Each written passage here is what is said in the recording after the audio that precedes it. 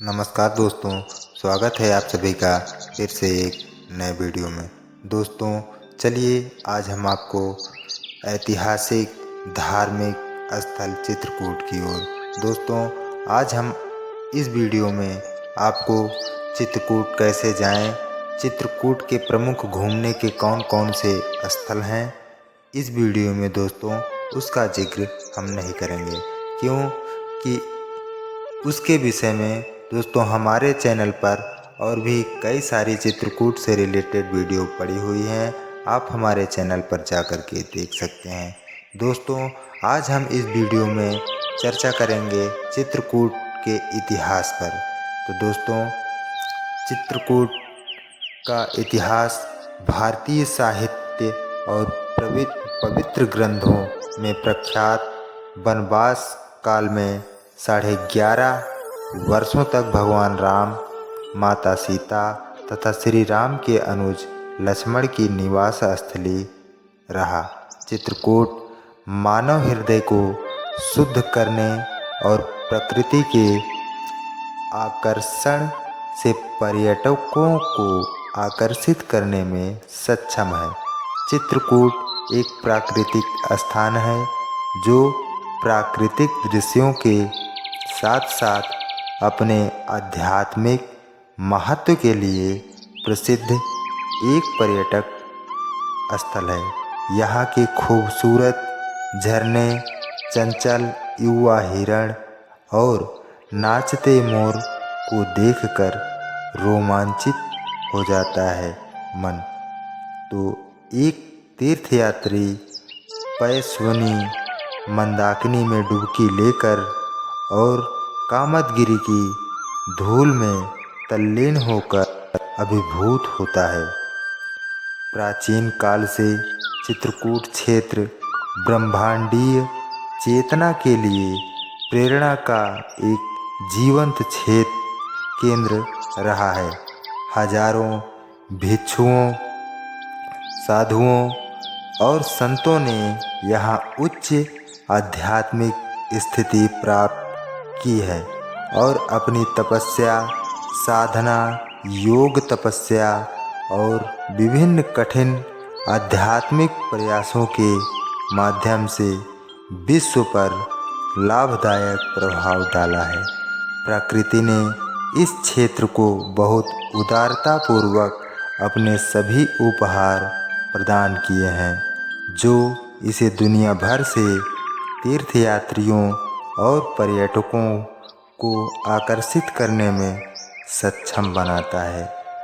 अत्रि, अनुसुईया, दत्तात्रेय, महर्षि मार्कंडेय, सार्वभौम, सुतीक्ष्ण और विभिन्न अन्य ऋषि, संत, भक्त और विचारक सभी इस क्षेत्र में अपनी आयु व्यतीत की और जानकारों के अनुसार ऐसे अनेक लोग आज भी यहाँ की विभिन्न गुफाओं और अन्य क्षेत्रों में तपस्यारत हैं। इस प्रकार इस क्षेत्र की एक आध्यात्मिक सुगंध है जो पूरे वातावरण में व्याप्त है और यहाँ के प्रत्येक दिन को आध्यात्मिक रूप से जीवंत बनाती है। चित्रकूट सभी तीर्थों का तीर्थ है। हिंदू आस्था के अनुसार प्रयागराज, जो आधुनिक नाम इलाहाबाद को सभी तीर्थों का राजा माना गया है, किंतु चित्रकूट को उससे भी ऊंचा स्थान प्रदान किया गया है। किंवदंती है कि जब अन्य तीर्थों की तरह चित्रकूट प्रयागराज नहीं पहुँचे, तब प्रयागराज को चित्रकूट की उच्चतर पदवी के बारे में बताया गया तथा प्रयागराज से अपेक्षा की गई कि वह भी चित्रकूट जाएं। इसके विपरीत कि चित्रकूट यहाँ आए। ऐसी भी मान्यता है कि प्रयागराज प्रत्येक वर्ष पयस्विनी में स्नान करके अपने पापों को धोने के लिए आते हैं। यह भी कहा जाता है कि जब प्रभु राम के अपने पिता का श्राद्ध समारोह किया तो सभी देवी देवता शुद्धि भोज में भाग लेने चित्रकूट आए। वे इस स्थान की सुंदरता से मोहित हो गए थे। भगवान राम की उपस्थिति में इसमें एक आध्यात्मिक आयाम जुड़ गया, इसलिए वे वापस प्रस्थान करने के लिए तैयार नहीं थे।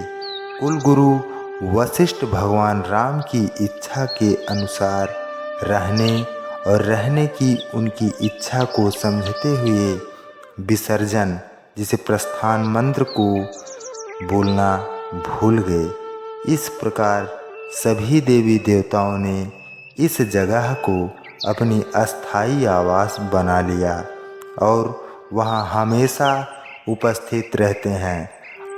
हम लोग परिक्रमा मार्ग के लिए पद यात्रा कर रहे हैं। हमारे मित्रगण हैं, जैसा कि आप लोग देख सकते हैं। पीछे हमारे अतुल भाई और डब्लू भाई जी हमारे, और उसके पीछे भी आ रहे हैं हमारे साथी। इनके पास जो हमारे पप्पू भाई हैं, इनके पास लाइट एंड साउंड सिस्टम का थोक भंडार है। इनका कांटेक्ट नंबर हम डाल देंगे, आपको डिस्प्ले पर शो करता रहेगा। आप इनको किसी भी शुभ अवसर पर ऑर्डर दे सेवा का अवसर दे सकते हैं इनको। और फिलहाल अभी हम लोग निकल चुके हैं कामतगिरी पर्वत के परिक्रमा मार्ग की ओर। और एक अलग दुनिया के आनंद को प्राप्त करता है। विश्व के सभी हिस्सों से हजारों तीर्थयात्री और सत्य के साधक इस स्थान में अपने जीवन को सुधारने और उन्नत करने की एक अदम्य इच्छा से प्रेरित होकर आश्रय लेते हैं। प्राचीन काल से ही चित्रकूट का एक विशिष्ट नाम और पहचान है। इस स्थान का पहला ज्ञात उल्लेख वाल्मीकि रामायण में है, जो सबसे पहले कवि द्वारा रचित सबसे पहला महाकाव्य माना जाता है। एक अलिखित संरचना के रूप में विकास के इस महाकाव्य को पीढ़ी दर पीढ़ी मौखिक परंपरा द्वारा सौंप दिया गया था। जैसा कि वाल्मीकि जो राम के समकालीन या उनसे पहले माने जाते हैं, और मान्यता है कि उन्होंने राम के जन्म से पहले रामायण का निर्माण किया गया था। इस स्थान की प्रसिद्धि व पुरातनता को अच्छी तरह से निरूपित किया जा सकता है। महर्षि वाल्मीकि चित्रकूट को एक महान पवित्र स्थान के रूप में चित्रित करते हैं, जो महान ऋषियों द्वारा बसाया गया है और जहां बंदर, भालू और अन्य विभिन्न प्रकार के पशु वर्ग और वनस्पति पाई जाती हैं। ऋषि भारद्वाज और वाल्मीकि दोनों इस क्षेत्र के बारे में प्रशंसित शब्दों में बोलते हैं और श्री राम को अपने वनवास की अवधि में इसे अपना निवास बनाने के लिए सलाह देते हैं, क्योंकि यह स्थान किसी व्यक्ति की सभी इच्छाओं पूर्ण करने और उसे मानसिक शांति देने में सक्षम था, जिससे वह अपने जीवन में सर्वोच्च लक्ष्यों को प्राप्त कर सके। भगवान राम स्वयं इस जगह के मोहक प्रभाव को मानते हैं। तो जैसा कि आप लोग देख सकते हैं कि अभी हम लोग दर्शन पर गए थे और वहाँ पर कामतगिरी पर्वत परिक्रमा मार्ग तक आपको वीडियो दिखाया, और वहाँ से जब हम आगे की ओर प्रस्थान किए तो यहाँ पर हम और हमारे मित्र लोगों ने प्लान बनाया कि यहीं पर भोजन बनाते हैं और खाते हैं। जैसा कि आप लोग देख सकते हैं, इधर चावल प्राकृतिक सुंदरता को प्रमाणित करते हैं। लेखकों के अनुसार बाद में चित्रकूट और इसके प्रमुख स्थानों का वर्णन 16 कंटों में वर्णित है। राम से संबंधित पूरे भारतीय साहित्य में इस स्थान को एक अद्वितीय गौरव प्रदान किया गया है। फादर कामिल बुल्के ने भी चित्रकूट महात्म्य का उल्लेख किया है, जो मैकेंजी के संग्रह में पाया गया है। विभिन्न संस्कृत और हिंदी कवियों ने चित्रकूट का वर्णन किया है। महाकवि कालिदास ने अपने महाकाव्य रघुवंश में इस स्थान का सुंदर वर्णन किया है। वह यहाँ के आकर्षण से इतना प्रभावित हुए कि उन्होंने मेघदूत में अपने यक्ष के निर्वासन का स्थान चित्रकूट, जिसे वह प्रभु राम के साथ इसके सम्मानित संबंधों की वजह से रामगिरी कहते हैं, को बनाया।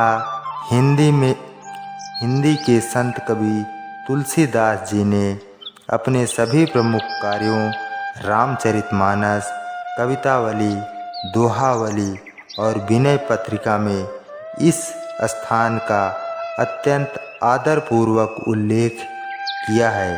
अंतिम ग्रंथ में कई छंद हैं जो तुलसीदास और चित्रकूट के बीच एक गहन व्यक्तिगत बंधन प्रदर्शित करते हैं। अपने जीवन का काफ़ी हिस्सा उन्होंने यहाँ भगवान राम की पूजा और उनके दर्शन की लालसा में व्यतीत किया। यहाँ उनकी उपलब्धियों का एक